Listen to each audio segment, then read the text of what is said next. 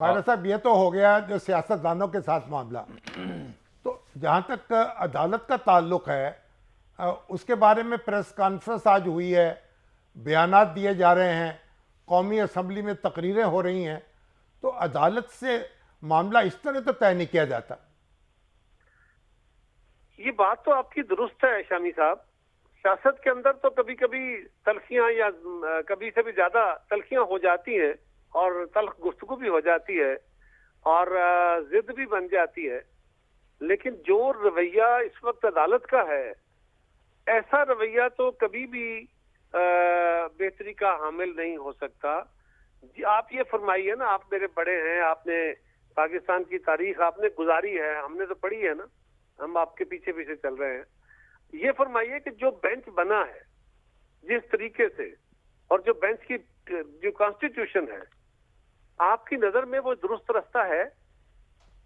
देखें, कानूनी तौर पर तो चीफ जस्टिस के पास इख्तियार हासिल है कि वो बेंच बनाएं।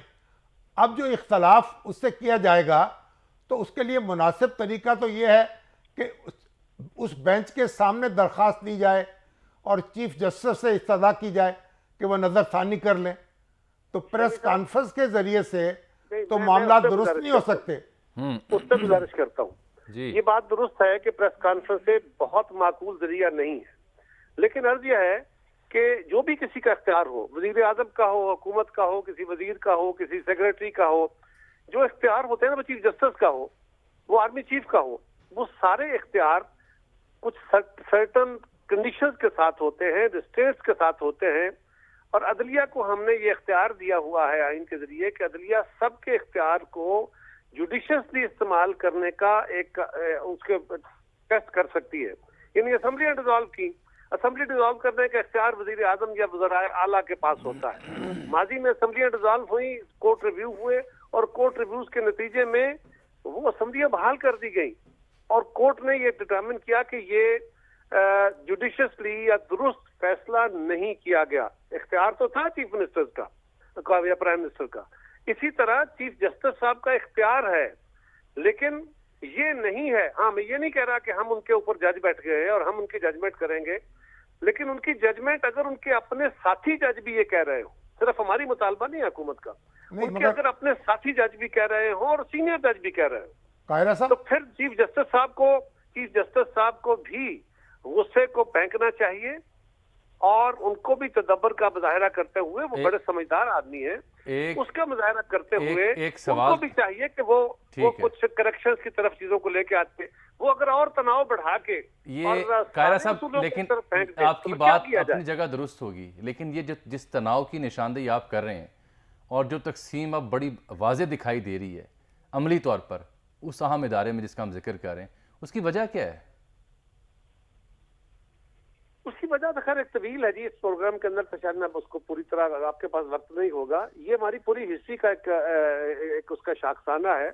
हमारे यहाँ जिस तरह माजी में जुडिशरी का भी, सियासत का भी, फौज का भी, सबके जो इदारों के रवैये रहे, मीडिया का भी, तो ये ओवरऑल हमारे रवैयों के अंदर खराबी आई है।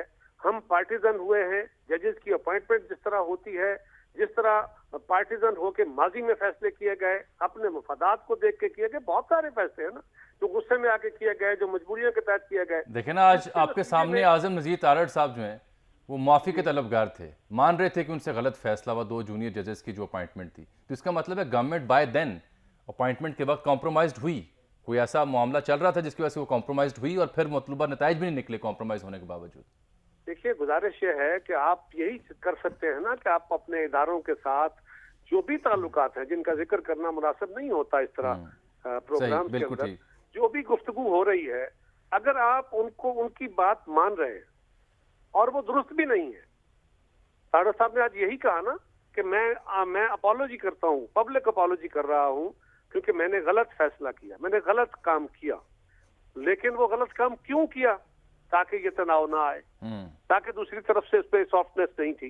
काश यही रवैया अदालत, पब्लिक अपॉलोजी तो ना करे, जजेस को अपॉलोजी करने की जरूरत नहीं है, लेकिन वो कम से कम अपने फ्यूचरिस्टिक फैसलों से तो रिफ्लेक्ट कर दें कि अब हम न्यूट्रल हो गए हैं, अब हम उतने पार्टीजन होके और धड़ेबंदी का शिकार नहीं है।